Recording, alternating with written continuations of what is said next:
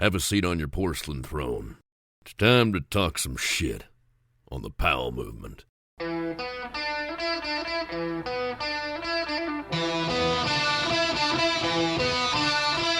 Welcome to the Powell movement. I'm your host, Mike Powell, and the season is finally here. I just got my pass to the summit at Snoqualmie, so thank you so much to Carter and Guy and Andy and the whole crew up at the summit. They are absolutely getting hammered with snow at the moment, and the mountain, well, it's so convenient. I mean, they're less than an hour from Seattle, so I don't torture my kid with way too long car rides in traffic. It's the ideal place to get into the sport. And I mentioned, they're getting hammered with snow.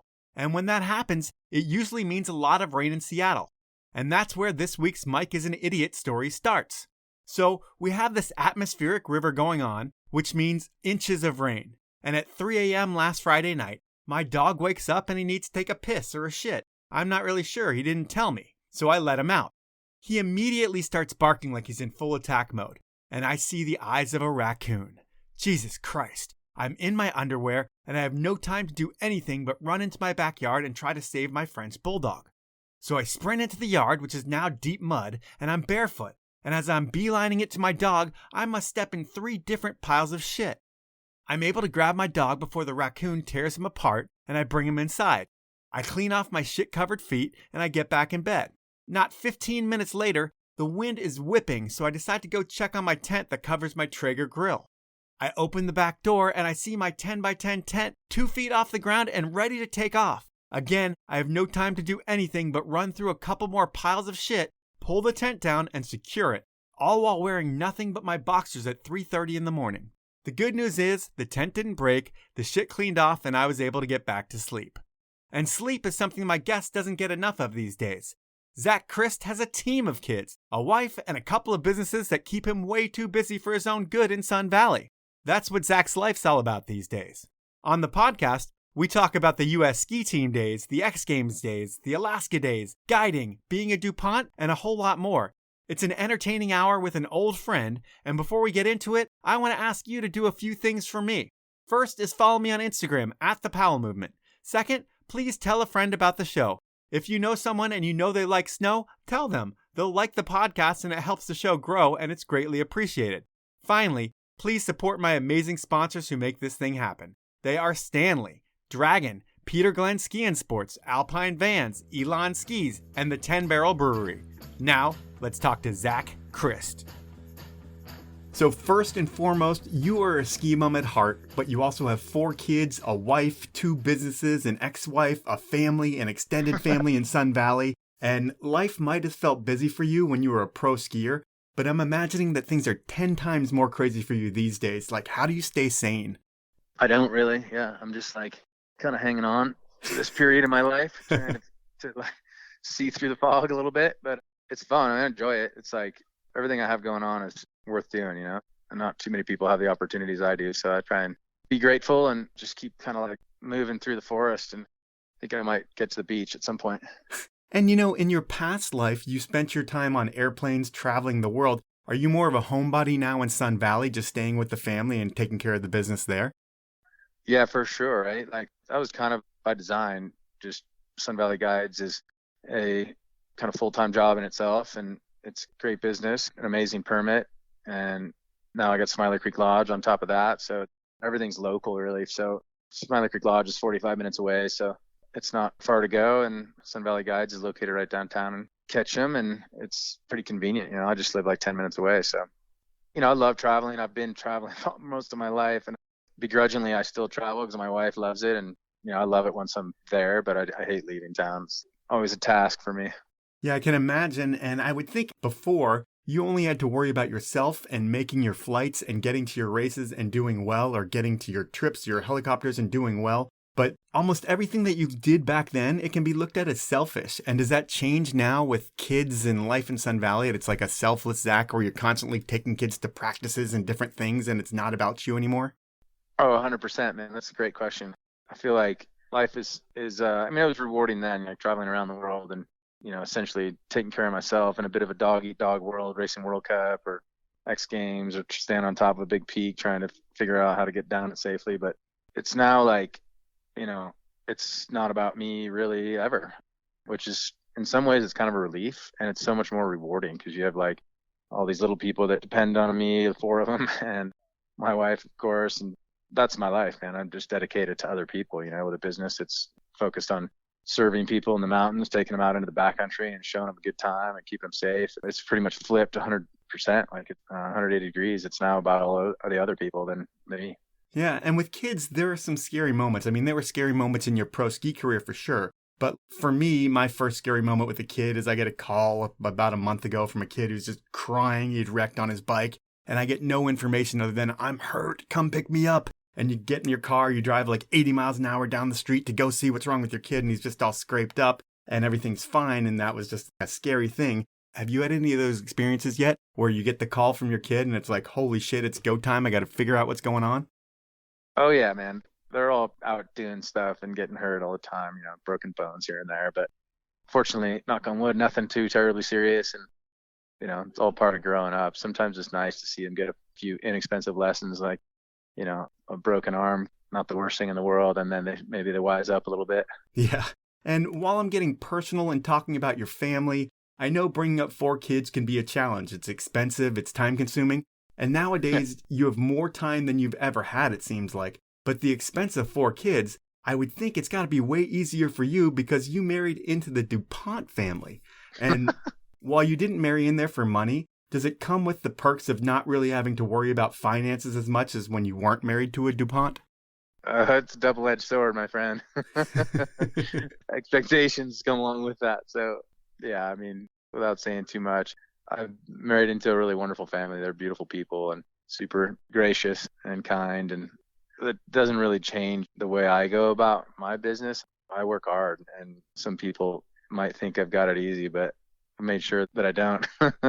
With 2 companies that demand a lot of my time. So there's no free lunch around here.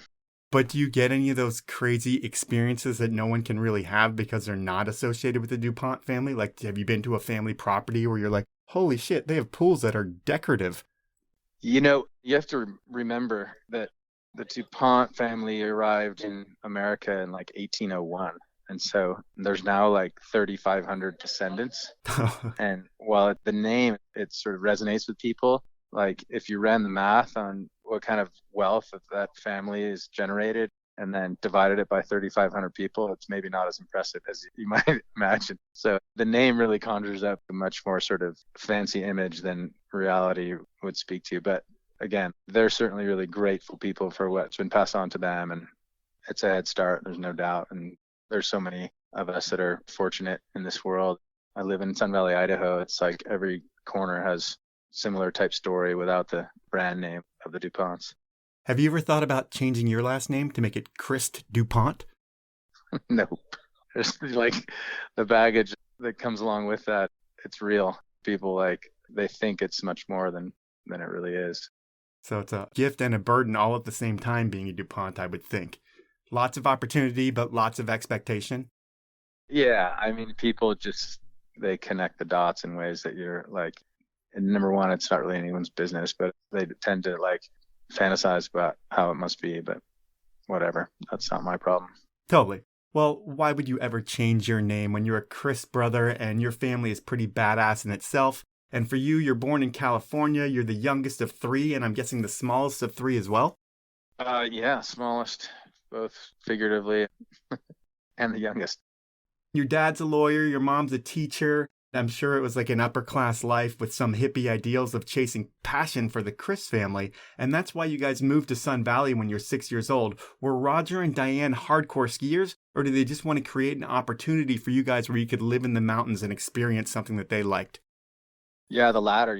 They were living in suburbia in California. Yeah, dad was a lawyer working for his father's law firm alongside of his brother. They were all Stanford graduates, and he just, I think, was realizing that maybe his life had been fairly prescribed. And he looked at my mom and said, let's hit the road and go to Idaho and just check it out for a year with the family. And she was mostly a mother at that point in time, although she had a master's degree in education. And then actually later went back to school for psychology and started her own practice. And they're both great, wonderful people, hardworking, and they just wanted to create an opportunity for their kids. And when we got here to Idaho, it was really no turning back. We stayed for a year, and that was that. Nobody really was missing California at that point.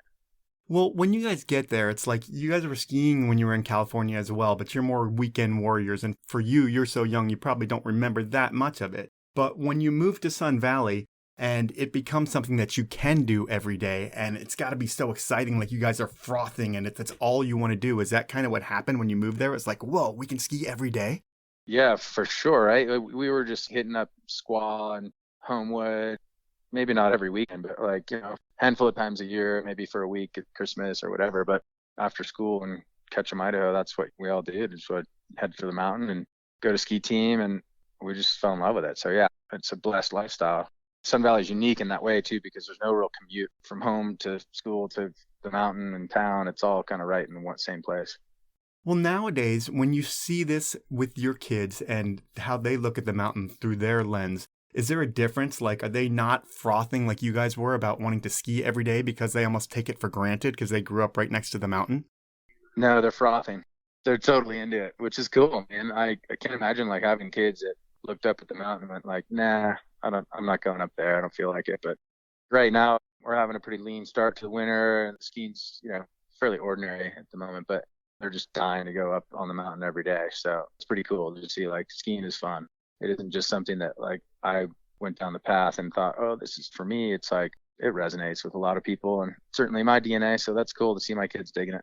Yeah. And so when you get to Sun Valley, how long until the three of you guys were put into a ski program? Does that happen in season 1? Yeah, for sure. Right. I mean, those programs are designed to take kids in. And the problem now is really unique in that small mountain towns have grown so quickly because of the pandemic that they didn't really have the ability to scale up and hire more coaches and make the program facilities bigger. It turns out there's people on a wait list. The school system's the same way. It's an interesting time to be living in the mountains. There's just no way to accommodate all the families that want to live here. And when you were part of the program, given when you start, you're like 6 or 7 years old, so you probably don't really have that many great friends because you're pretty young.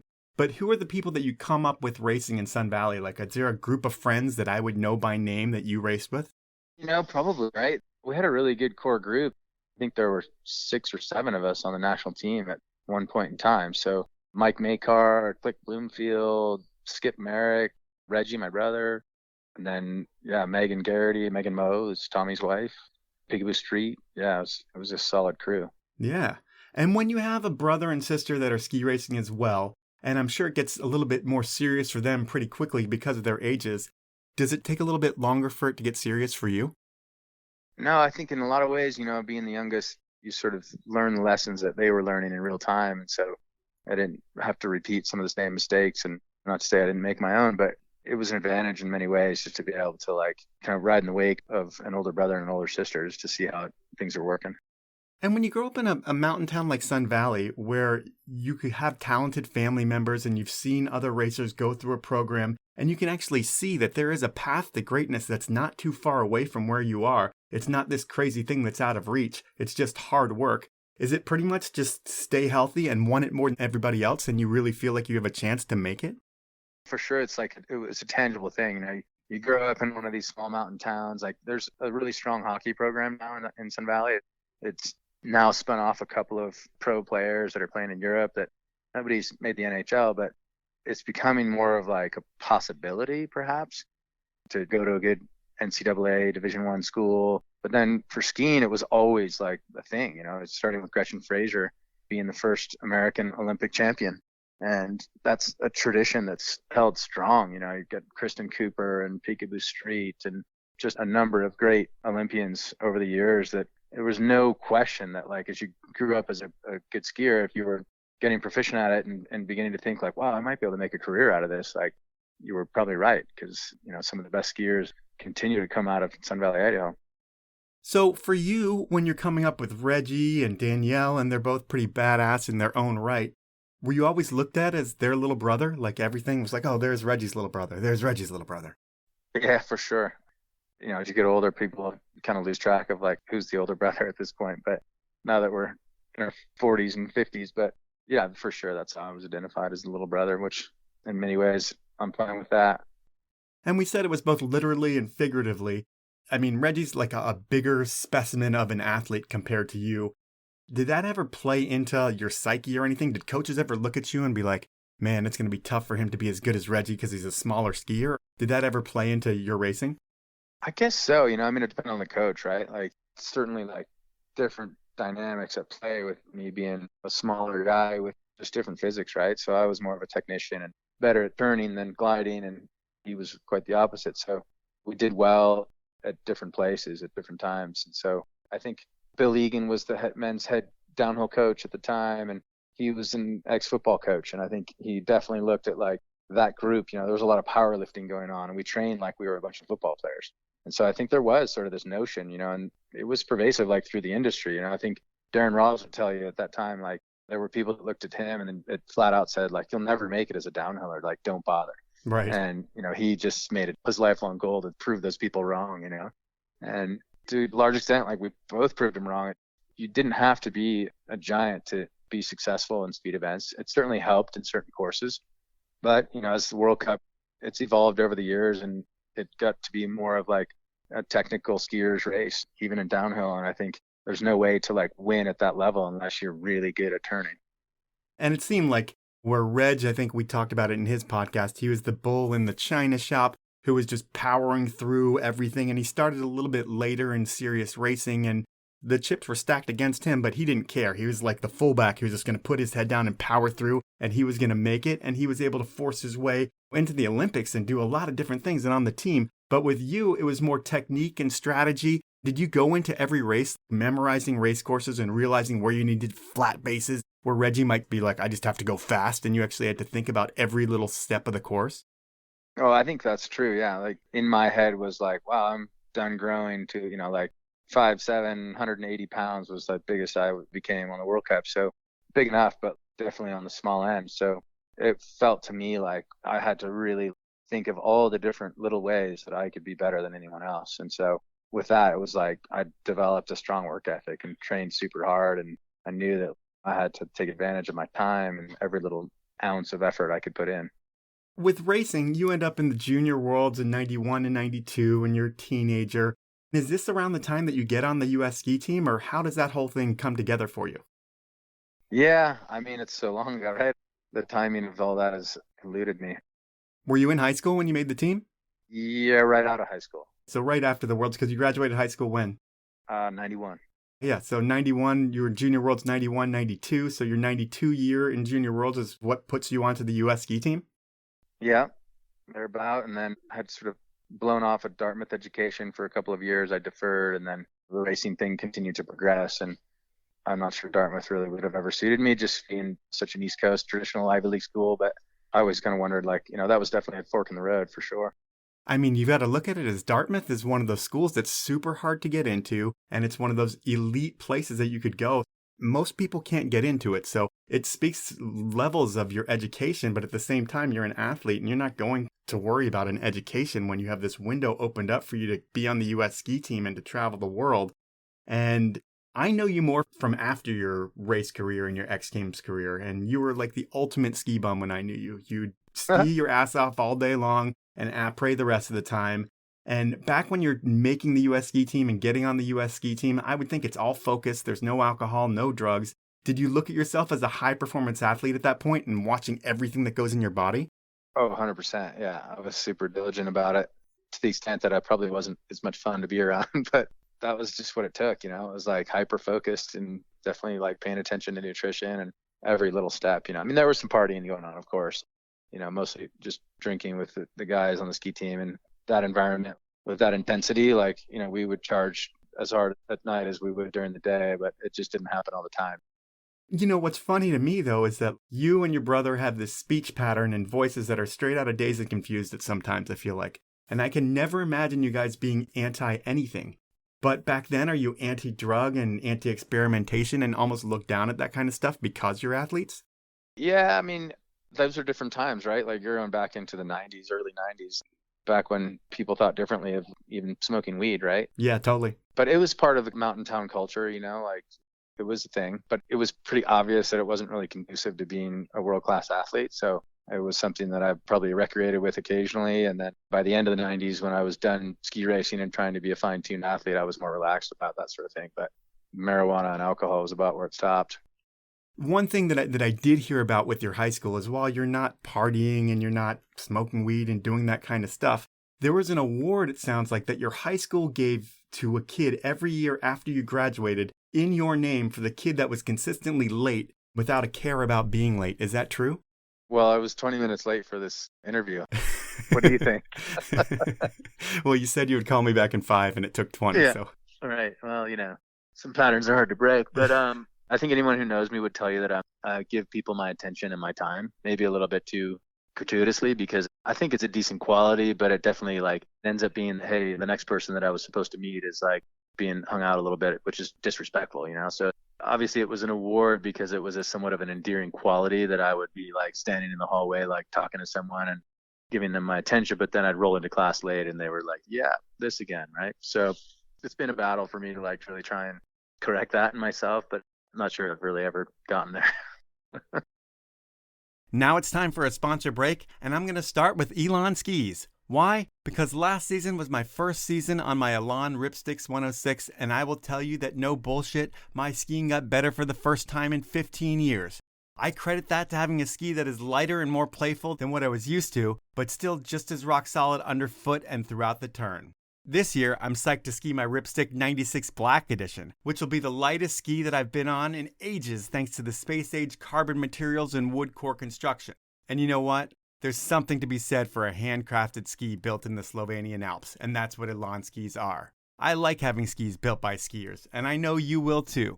You can find out more about all the great Elan skis, including the first of its kind Voyager folding ski and the whole Ripstick range over at elanskis.com. My next sponsor is Dragon. They are known for supporting some of the most important athletes in the business, having an incredible looking product, but most importantly, they are known for technology, and the new PVX goggle with Panotech design delivers more in terms of peripheral vision than any goggle before it. It's a difference you can and will see, and when you combine it with Dragon's best-in-class color-optimized Luma lenses, their incredibly smart and convenient armored venting, and the ease of the proven SwiftLock lens interchange system, and you have the best goggles on the market. And guess what? I'm going to save you 15% on them. Just head on over to dragonalliance.com, go shopping, and when you check out, enter the code POWEL15, that's all one word, all lowercase, and you will get that deal. My final sponsor is a place where you can get all your Dragon and Elan product. I'm talking about Peter Glenn Ski and Sports. Not only has Peter Glenn been getting people in the mountains for over 60 years, they also have some of the best contests on Instagram. This week, it's with the legendary brand The North Face, and they're giving away a men's Thermoball Eco hoodie and a women's Thermoball Eco jacket. And whether you're using these pieces as a layer or a standalone piece, they're designed to keep you warm even when you're wet. And entry into this contest is easy. First, follow both Peter Glenn and The North Face on Instagram. Second, like the giveaway post on the Peter Glenn page. And third, tag 2 friends in the comments who would like these products from The North Face. The giveaway ends, and the winner will be announced on December 30th. You can find out more about all things Peter Glenn over at peterglenn.com. Those are my sponsors. Now let's get back into the podcast. By the time that you graduate high school, things are really ramping up for you, and you're consistently traveling the world for ski racing. In that world, does it break down like the NORAM circuit is like elite high school racing, then the Europa Cup is like college racing, and then the World Cup is the pro circuit? Yeah, I mean, I don't know if I would look at it like that because there is college racing, right? NCAA. But at that time, the difference was really going to college and racing NCAA. That was pretty much a death sentence to your World Cup career, which is why now you see some of the modern day ski racer is potentially going to college and racing NCAA and reaching a level of maturity at the age of, say, 22 after they've finished their undergraduate degree. And then they can potentially make the US ski team and then have a chance at racing at that level when they've developed a little bit more physically and mentally. I look back at my own career and I think I finally retired from US ski team at 25 years old. And it was really kind of a mutual, I had, another knee reconstruction, my second, and I just thought that was kind of the time at which I should move on and do something else. And it didn't occur to me that 25 is super young. And I look back on it now and I was definitely still trending in the right direction. And had I maybe stayed a little bit longer, I would have achieved the goals that I'd set for myself. But 2020 hindsight, it's it was a great career on the World Cup anyway. And I'd moved on to do a bunch of other stuff, from 3X Games medals and lots of big mountain ski filmmaking and becoming an AMGA guide, and it was time to move on. When I look at your race results, you're a consistent top finisher on the NORAM circuit. In the Europa Cup, you have respectable finishes, but you're not really a contender most of the time. And on the World Cup, it seemed like you got smoked. But like you said, you didn't really finish your career. You went to your 25. Yeah. What I don't get is that you're building to make the World Cup tour, but some years you race in all three series. Like you're in some NORAM, some Europa Cups, and some World Cups. How does that work, where you can race on all three different circuits in the same year? Well, I mean, I think for me in particular, I was mostly a Super G skier. So there were like 5 World Cup Super Gs on the schedule. So the opportunities were pretty limited. Okay. Because I think back on it, like I was a NORAM champion one year and I was finishing top 5 in Europa Cup events and maybe a podium here and there. And then the World Cup was just elusive for me. It was like analogous to like someone who would be like playing AAA and then get called up to the major leagues and essentially not perform. So it was like I would be top 15 in splits and then ski out of the course, just for whatever reason I never really put it together on the World Cup. So it was disappointing on a lot of levels. I definitely felt like I'd underfulfilled my potential on the World Cup, whereas guys that were finishing in the top 10 in the World Cup, I was beating on the Europa Cup. So for whatever reason, I had some sort of a block on the big stage. Yeah, that has to be frustrating. And when I think about the big stage, I know Reggie's on the big stage for most of the time. How long are you and Reg on the team together? I think we overlapped for like 5 years. And then, yeah, he must have retired in like the late 90s. And I was probably soon to follow. I think my last year was like 98 or 99. Yeah. Yeah. And so, but then it was X Games. We were together a lot. So that was kind of like the big overlap, was a decade of racing X Games and ski cross together and going and making films in Alaska and wherever else. It was fun. Yeah, and brothers will be brothers, and you guys butt heads. I'm sure you argue and fight here and there.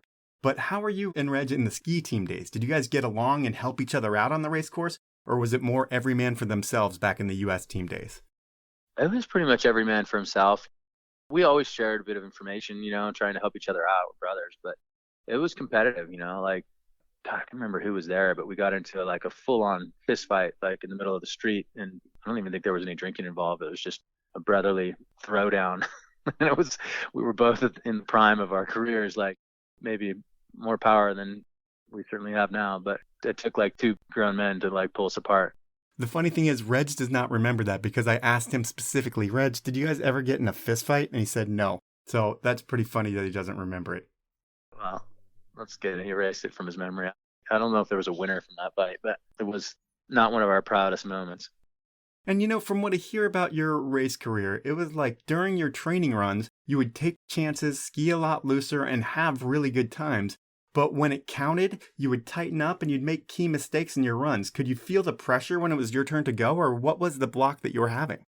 Yeah, I don't know. I mean, I think back on it, like you could say like sometimes trying too hard is not the answer. It's like, I think in some ways I was putting too much pressure on myself and just not finding the flow, whereas I bounced back to the Europa Cup and high level fist race and land on the podium because I was like, this doesn't really matter. And what mattered was the World Cup, and that was clear in my head. And like I said, I mean, leaving the sport at 25 was probably a mistake.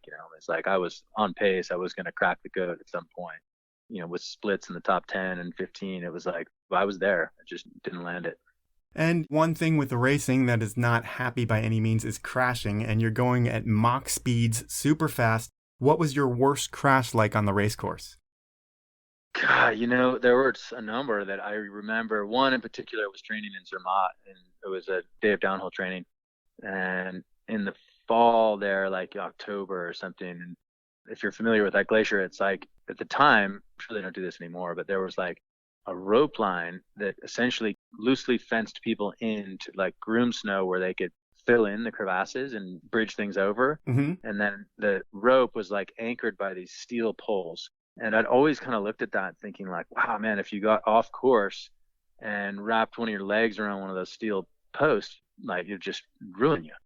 And what I didn't realize was that the rope in between was like this sort of plastic coated frayed orange rope that I got a glimpse of as I like skied off course after catching an edge and like went through a panel. The panel I was supposed to be going left around and went right, and off the groomed snow into the sort of rattle frozen snow, and like there was that orange rope. Like at the last second, I kind of ducked down, raised my hands, didn't get my hands there in time, and took the rope right in the mouth.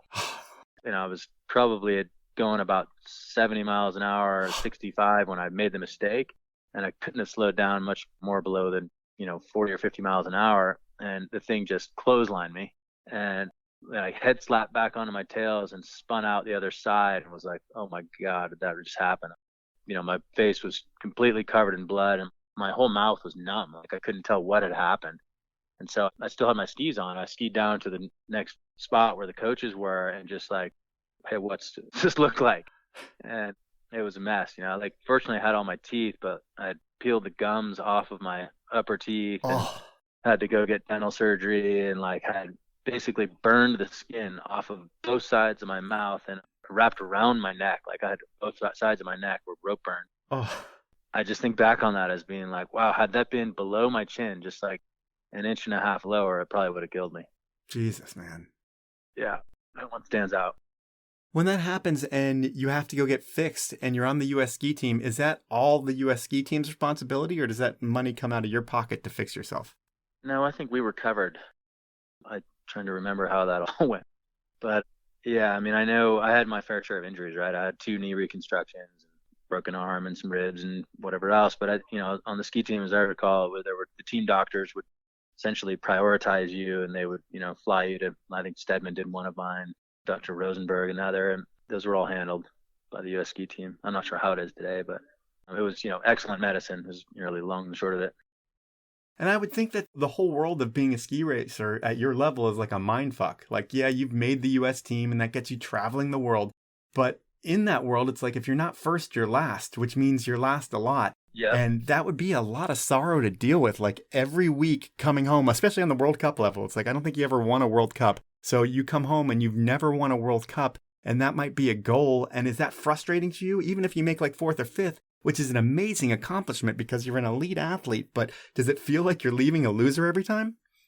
Yeah.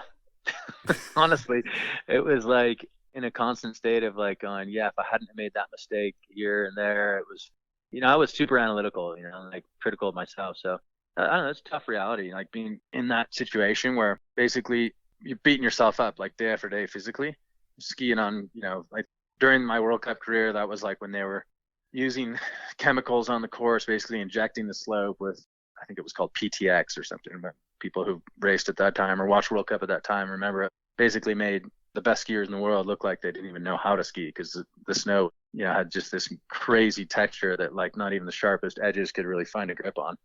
So it was an interesting time on the World Cup. I remember a World Cup Super G in Schladming where like less than 25 people made the finish line, and it was just a horrendous experience. You just got to the bottom feeling like you were a completely mediocre skier. Does it make you feel even worse seeing your good buddies like Darren and your brother do well at some of these events and you still not skiing as fast as they are? Oh, no. I mean, Darren was, he was the hardest working athlete in the sport, still just like guy trains like he's still racing World Cup. It's amazing. So in many ways, Darren found the fortune that he deserved. He outworked everyone, and he wasn't the most talented athlete I'd ever seen, but he just like charged harder and trained harder and just had incredible work ethic. And I think that was really his secret sauce. And look, I don't look back on my career as having been all that much of a disappointment. It was great. I think when I first left and the first few years, it felt terribly disappointing. But as I look back on it now, it was an awesome experience and traveled the world and got to meet a lot of really wonderful people. And it was so intense and such a hardworking experience in my life that it definitely like gave me this sort of character and skill set that propelled me into the rest of my life. And now I feel like I've got a good place in my life right now with a couple of companies in Idaho that are doing really well, and it's all good. I'm grateful. Yeah, with a lot of people that I talk about race with, I feel like a dick because if you're not winning races, there is the downside to it of, like you said earlier, you feel like a loser when you leave and you're thinking about the mistakes that you made. But at the end of the day, you're an elite athlete, like one of the best in the world, and you should be proud of it, but you're put in a sport in a position where it makes you feel like shit about yourself, even though there's only 3 or 4 people better than you in the world, which is so crazy. Oh yeah, no doubt. It was like it was one winner and the rest losers, right? And like there were days when even if you hit the podium, you were like, I should have won that race. And it's just, that's part of being elite. Like you're always looking for those little moments where you could have been better. And so I don't know that like there's any way around that. Like if you're going to compete at that level, then you kind of have to be that analytical about it. And there's no like easy way to the top of a sport like that. Like the World Cup of ski racing is extremely gritty. Yeah, I mean, it's being a top-level professional in any sport. Only the best in the world are going to be there, and only the best of the best are going to be the winners of it. It's not like being the best at any sport. It's like ski racing has its own sort of unique level of grit. I mean, you're talking about an outdoor sport in cold, inhospitable climate with like a course that's steep and scary as fuck, and you're standing at the top of the mountain just like at times thinking like, I hope I fucking make it down this course. Yeah.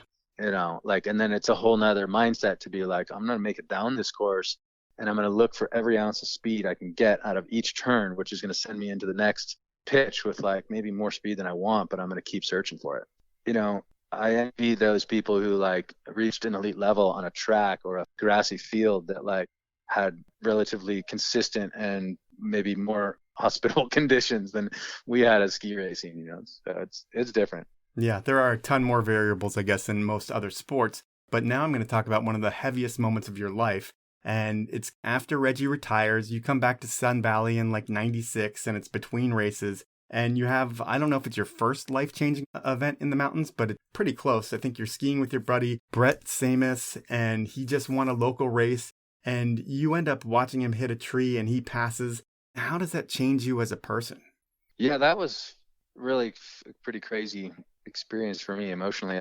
I had won the NORAM title like just the previous year, so I had a free ride essentially on the World Cup all year, and starting like 32, 33 right in there, which is like great striking distance. Came home like in between trips to Europe, and I was about to go turn around and head to Garmisch for 2 World Cup Super Gs, and I was just out free skiing on some race boards in the morning up on Baldy, and I ran into my buddy Bret at the top of the hill. He said, "Hey, who's skiing with?" I was like, I'm just going to take a couple more. I'm just heading down Warm Springs, one of our favorite long pitches in Idaho here in Sun Valley. And so we took off and, started bombing down. It was a pretty quiet day in January.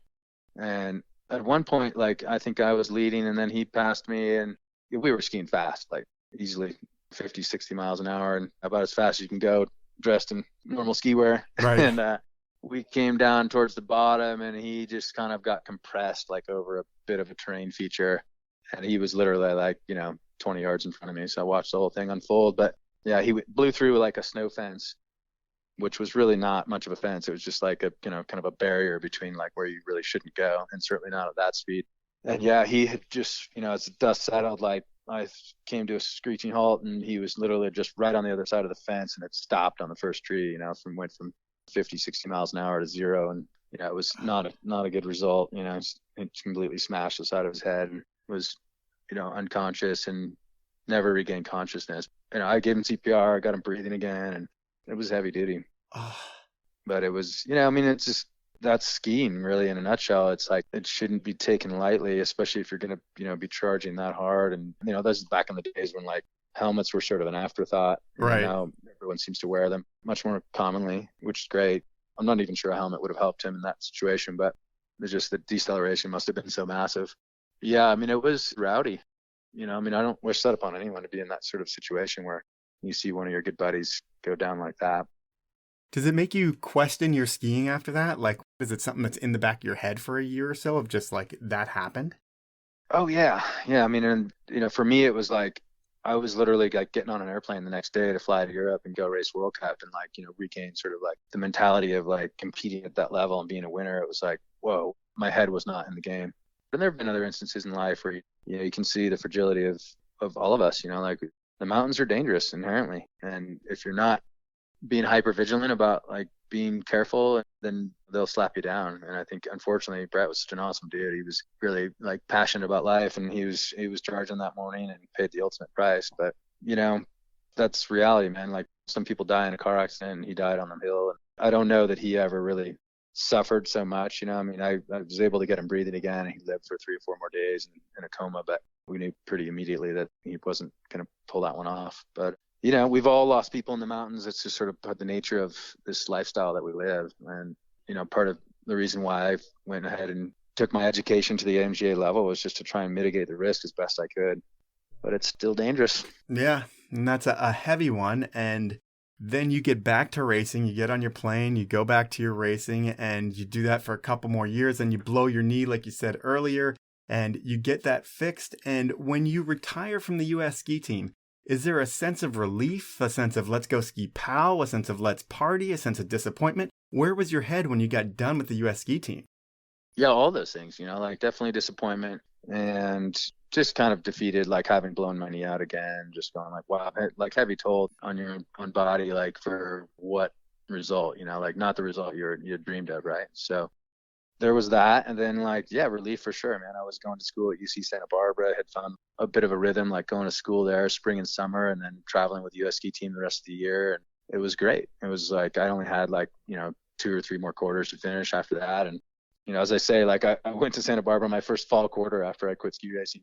I was like, wow, I'm glad I didn't know about this while I was ski racing. I probably would have quit sooner because this is awesome. Right. It was good surf, warm water, and Santa Barbara is Santa Barbara. It was beautiful. It's time for my second round of sponsors, and I'm going to start things out with Alpine Vans. Alpine Vans is your one-stop shop for your dream adventure mobile. If you haven't checked out the Cody Townsend van video on their homepage, watch it, and you're going to see why Alpine Vans are leaps and bounds ahead of the competition, which is why they only have 2 vans left to build out this season, and they have big plans for next year. So if you want to get one of those 2 vans that they have left, well, head over to alpinevans.com and fill out their thoughtful quote builder and questionnaire. While I can't guarantee you'll get one of the last 2 practical, durable, easy-to-use vans that they have in stock, it's worth a try, and if you don't get one, I recommend holding out for next fall. And that's all I can really say because Alpine Vans has big plans, but they won't let me tell you about them until the fall. So check out Alpine Vans, see what they're able to do, and hold tight until you can get your hands on one of those vehicles. My next sponsor is Stanley, and they invented the category of keeping things hot and cold back in 1913. That green bottle that your grandpa used to keep his coffee hot? That's a Stanley. Well, they still make that green bottle, and it still keeps your coffee hotter than their competition, but they also make so much more. I'm a huge fan of the pint glasses and think everyone needs a set. They keep beer or non-alcoholic beverages ice cold for hours. And their food storage options make parking lot meals at the resort so much easier. And they have so much more than that. And I'm going to save you 30% on everything. All you need to do is head on over to stanley1913.com, go shopping, and enter the code DRINKFAST, that's all one word, all lowercase, when you check out. Orders of $75 or more, you're going to get yourselves a free Powell Movement beanie while supplies last. My final sponsor is the 10 Barrel Brewery out of Bend, Oregon. They've been brewing the Northwest's best beer since 2006, and they also live a life of skiing, snowboarding, and biking, and of course, drinking their beer outside. The folks at 10 Barrel also support more in snow and bike than any brand I can think of. And their world-class team of athletes speaks for itself with names like Ben Ferguson, Lucas Wachs, Carson Storch, Kate Zelef, and more. But the best thing about 10 Barrel is the beer. And while I'm a huge fan of their new Pilsner, one that I haven't tried, but I'm going to, is the Pray for Pow beer. It's 10 Barrel's most awarded beer ever, and since I haven't had it, it's going to be my next 6-pack I pick up at the store. I think you should do the same when you're at the store, and to find out more about 10 Barrel and all their beers, events, and pubs, head on over to 10barrel.com. Those are my sponsors. Now let's jump back into the podcast. And that's when the skier cross thing kind of picks up for you, I feel like, when you're there. It's like, Totally. you weren't part of the very, very first part of it, like the Lord Boards thing. I think you missed that by a year or two. Mm-hmm. But then right in the beginning of skier cross, you guys are there, you and Reg, and you guys are on about every podium for about 5 years in the sport. And when I think about that, and you guys being that much better than everybody else, it also makes me think that you guys have an unfair advantage as well, because I feel like that's the first time in your careers where you guys come together and you're like, hey, we can share all this beta, we can talk about different things, and we can have a strategy that no one else here in skier cross can have. And did that change things for you and bring you guys closer together as brothers? Yeah, totally. No, it was an awesome run. And we did have an advantage, and we knew it. So we leveraged that. And in some ways, that sport was sort of fringe, right? So retiring straight off the World Cup and going into that sport was like, you could say we were probably better than everyone else. But there were other guys that were right there. And it was a dogfight, it was like a really fun way to compete because you're on these rowdy courses in the same space as other people. It was like a pretty roots core way to compete. You know, it was like, it was almost in many ways more gritty than the World Cup had been. So it was kind of an extension. Well, there's contact in this compared to the World Cup, I would think, and that really pisses people off. Like, I'm sure you've probably seen people come to blows at the end of a race because of contact. Oh yeah, for sure. There was a lot of psychology going on, like competing with people that you'd get to know, like their tendencies, and picking lanes was a big part of the strategy before you even left the gate. You kind of knew who was to your right and left, and it was fun, man. It was like a really interesting sport. Yeah, and with the sport, I mean, you're in the X Games with it. You take bronze in year 1, you take gold in year 2, and then you get silver in 2005, and Reggie takes gold. So it's an amazing X Games career for you. But the sport, I feel like it's kind of fizzled off and disappeared. What happened to it? I mean, it's still strong in Europe. I think of the U.S., man. I should think about Europe with a lot of right. things, but like they don't listen to my podcast because they don't speak our language, so I don't really think about them. Yeah, who cares about them? No, I think, the X Games was really the grand stage for ski cross. But what happened was I think they were building these like incredibly elaborate courses and pouring so much money into the build that the X Games went through its own sort of economic transition where they like really had to sort of look at, what are we spending on these particular events? And that one stood out as being shitloads of overhead. And I think it did well with ratings. I remember that because, I ended up commentating those events after I left as a participant, and it did well, but it was the return on investment wasn't there for ESPN, and so they ended up snipping it, which was unfortunate. But I think that's where it lost its stage for Americans, and sort of absolutely has disappeared a little bit from the world stage in this country. But in Europe, it seems like it's thriving. That's the exact same thing with inline skating. It got out of the X Games, and people stopped doing it in the U.S., but in Europe, it's still thriving. Yeah. Wow.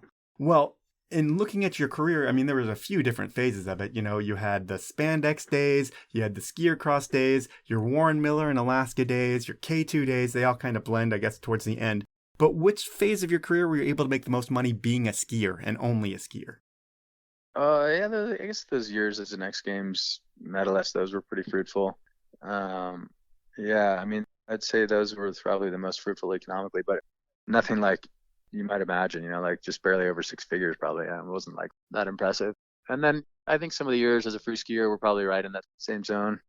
But yeah, I mean, it was a decent living for a guy with like no kids and not that many expenses. So it was great. Yeah. And I would say one of the most important things that you did for skiing had nothing to do with you actually skiing, although you did ski in these things, but it was for skier cross and halfpipe. And in the 2000s, Goldman Sachs guy who had cashed out, Kip Nelson, he wanted to start the ski tour, and originally he was going to make it like a dual slalom and GS thing, just like in the 70s and 80s, something that no one wanted to see. And then you and Reggie came in and changed the whole idea of what his events were going to be. What happened with the conversations with Kip, and how were you able to get him to do what you guys wanted to do? Yeah, I mean, he was a good buddy. Still is. He's a great guy. Just like he wanted to be involved and had retired from Goldman Sachs and had plenty of dough he wanted to spend. So he just wanted to like do something more like along the lines of a big sort of winter festival. It was awesome. We had a really great time putting on just sort of a weekend long festival. It was the Honda Ski Tour and then 48 straight, which, speaks for itself, I guess, 48 straight hours of entertainment.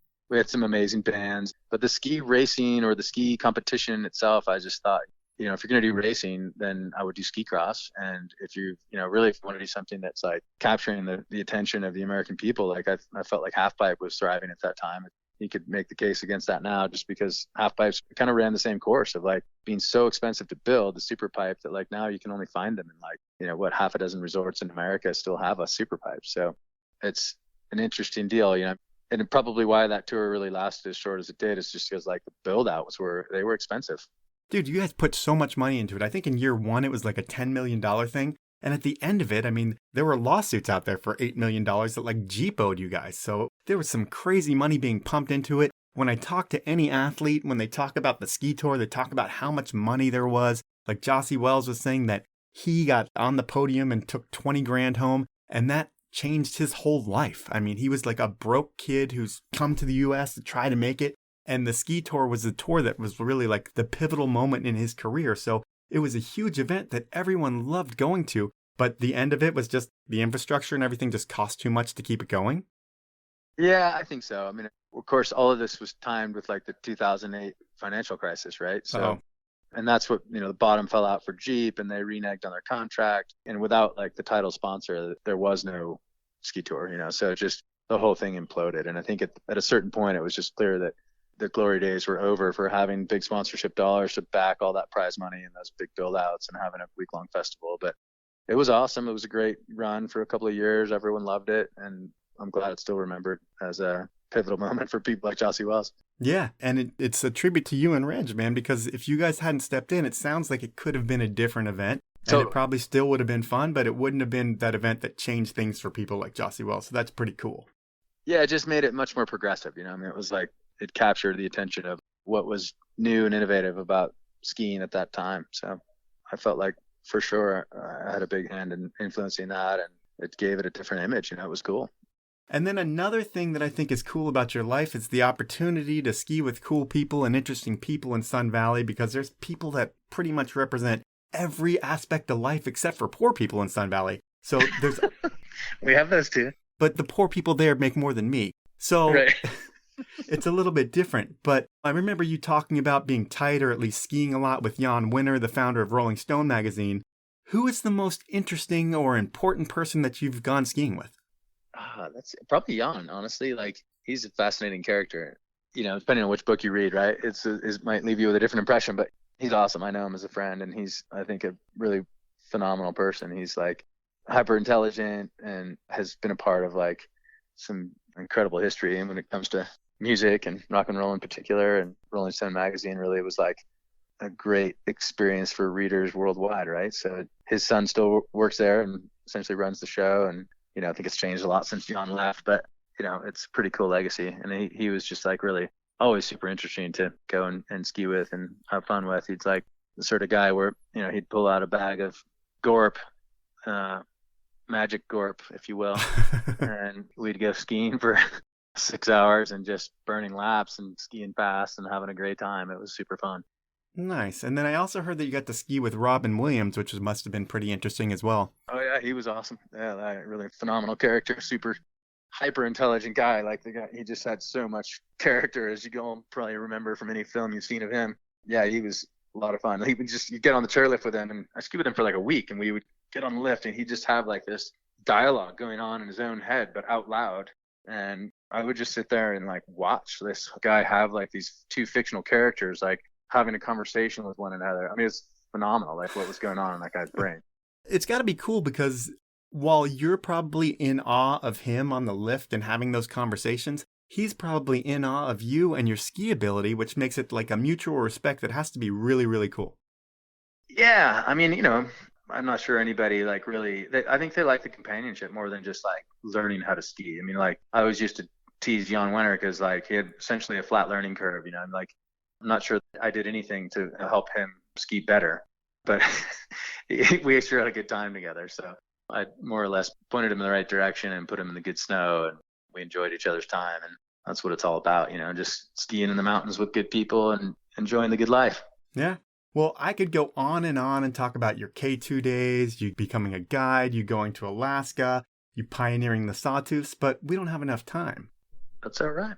Yeah, but what's really cool is what you're up to now. Like in 2018, you end up taking over Sun Valley Trekking and you make that Sun Valley Guides, which is pretty rad. But what's even cooler is that you and your brother Reggie joined forces and you bought Smiley Creek Lodge, which you talked about a little bit earlier. But what's going on with Smiley Creek? Because I feel like in the summer, it's going to be your cash cow because you're selling ice cream cones. And in the winter, it's going to put you exactly where you've wanted to be for like 15 years, because you're one of the pioneers of getting out in the sawtooths, I feel like. And now you're right at the mouth of it.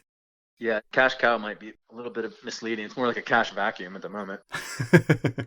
But it's awesome. I mean, that place, it sits in the upper Sawtooth Valley, and it has a fleet of snowmobiles that are for rent. There's a guide service for people that want to go out with a guide and either take a tour or learn how to ride a machine. And it's a phenomenal little spot. It's an old sawmill, like built in the late 1950s, that was converted into a restaurant, roadhouse, essentially, with a gas station and small retail store. And then in the back, there's 17 RV sites that are all full hookup.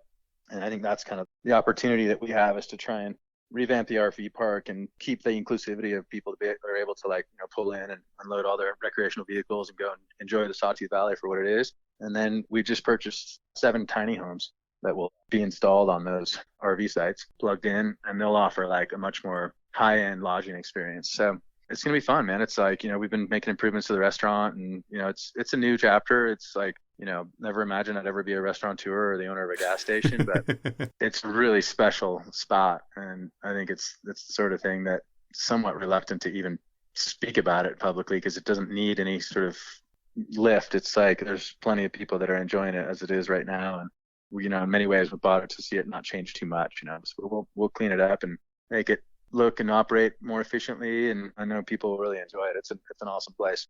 Awesome, man. Well, at this point in the show, I have something that I call inappropriate questions.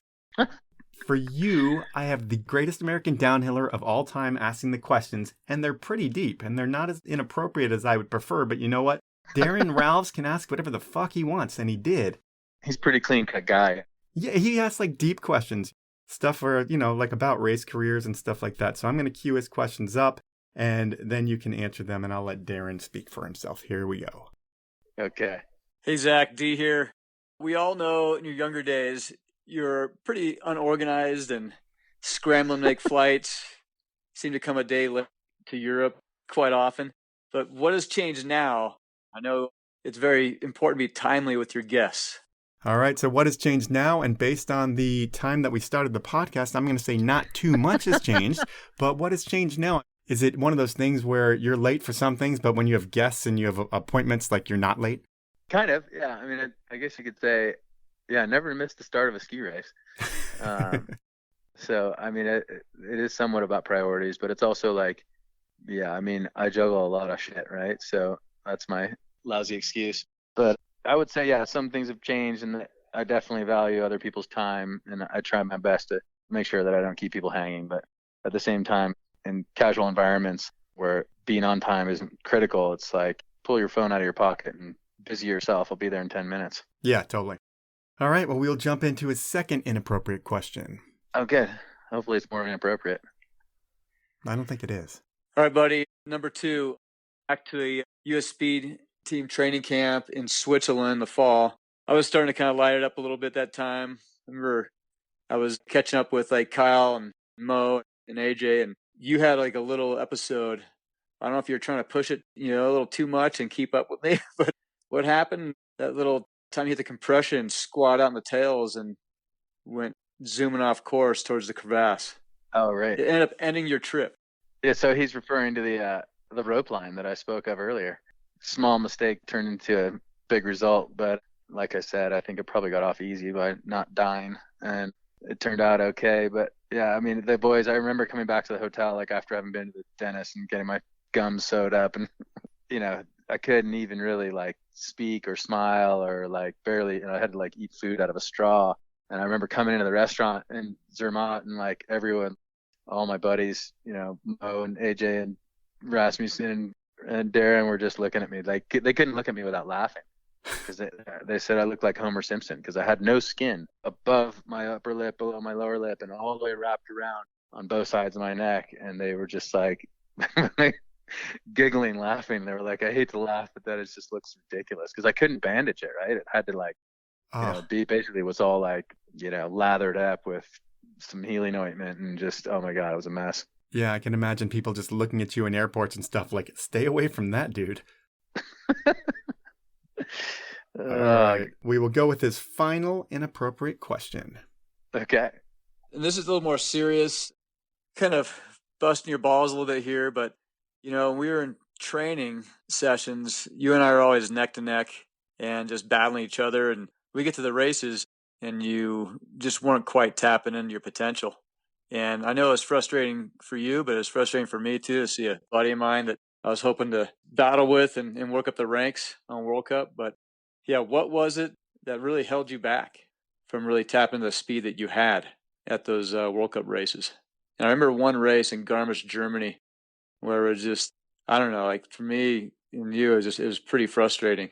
But I had a good race, and you kept like chipping away, and just it wasn't ever there. But looking back, I mean, for yourself, but also for others, thinking about how you could maybe steer others, young kids, listen to this, in the right direction. All right, so a heavier one right there, but I like it. It won't be the happiest answer to a question, I'm sure, but it'll be something I'm sure he's thought about over the years. And I've kind of mentioned that because people have talked to me about Zach. That's why I pinpointed. I don't know if you want to keep recording this. No, I am. Okay. To me, like Zach, he held back. He wanted to ski the perfect run, and he never have a perfect run. And I just feel like he wasn't willing to let loose in the times that counted and take the chance. He's more like focused on putting down a really good run and finishing and not making a mistake. And that's why I feel that, that was a hard thing for him to come to grips with, but it never really happened. I feel like he had a lot more potential with his ski racing than he pulled out. But it is a lot more serious question. I was like thinking about, okay, I want to have a lighthearted, kind of some funny ones, but I've missed my buddy on the tour. I was hoping to like grow, through my career with Zach, kind of like just going neck to neck.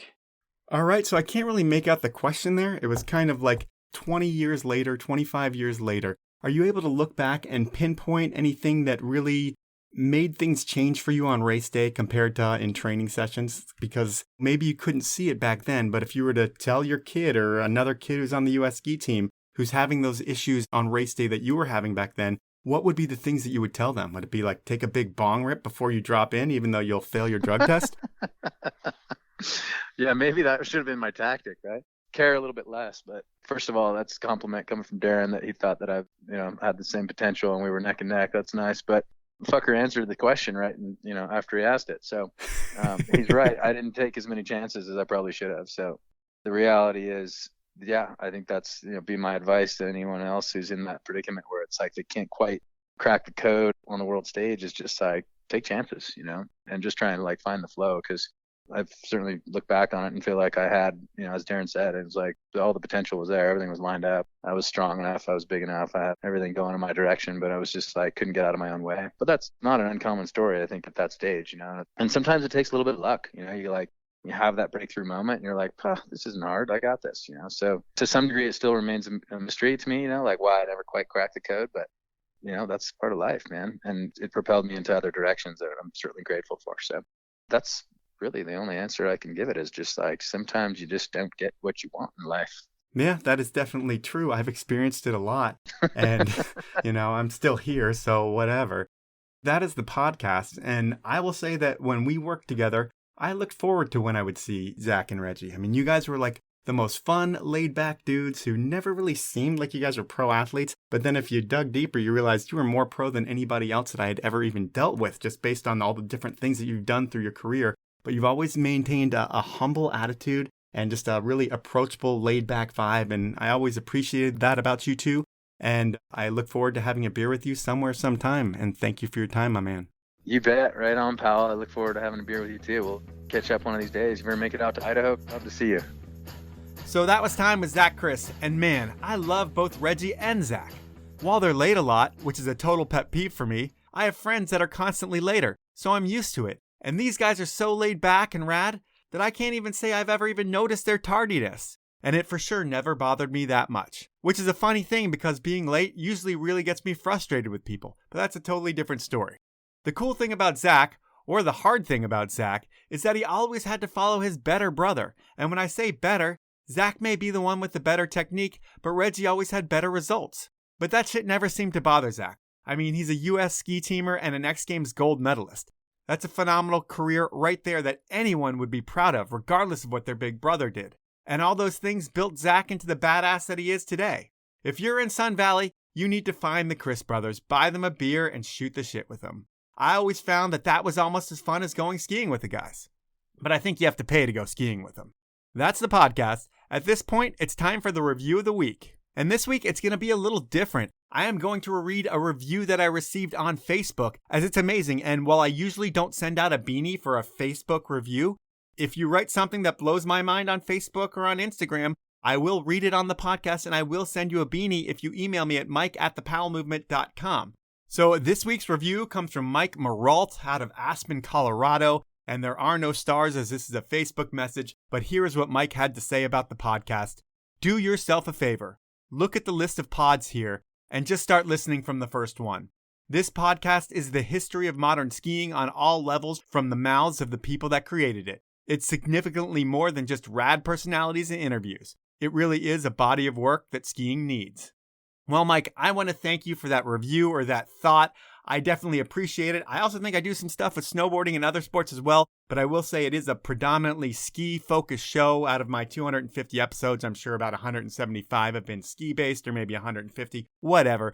But I do think it is more than rad personalities, and I'm glad that you see that, because while these people are rad, that's not my goal, is to show you how cool someone is. It's really to look at how they got to where they were from the beginning of their lives. And there's so many different things that play into someone's life that makes them who they are. I mean, when you look at the Crist brothers, it's like they would not have been who they were if they didn't move to Sun Valley at 6 years old, or when Zach was 6 years old. So there's things that happen in childhood that really affect who the person or who the athlete's going to be later on in life. I'm glad that you realize that, Mike, and I thank you for your review or your Facebook message. If you email me at mike@thepowellmovement.com, I will send you a beanie.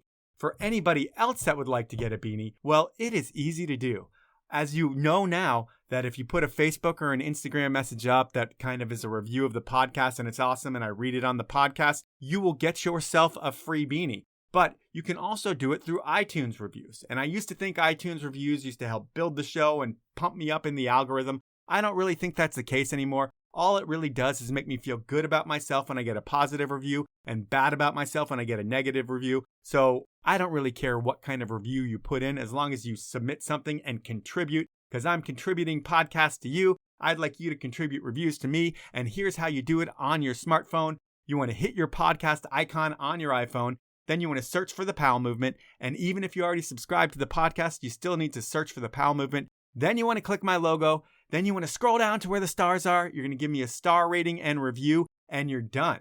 If I read the review on the podcast, boom, you're a winner, and you're going to get yourself a free beanie. And the way I look at it, I give you a free podcast every week, and I don't ask for any money through Patreon like a lot of other podcasts do. All I ask is that you review me, so please do that. It is greatly appreciated. Finally, I need to ask you to support my amazing sponsors who make this show happen. They are Stanley, Dragon, Peter Glenn Ski and Sports, Alpine Vans, Elon Skis, and the 10 Barrel Brewery. Have a great week, everyone.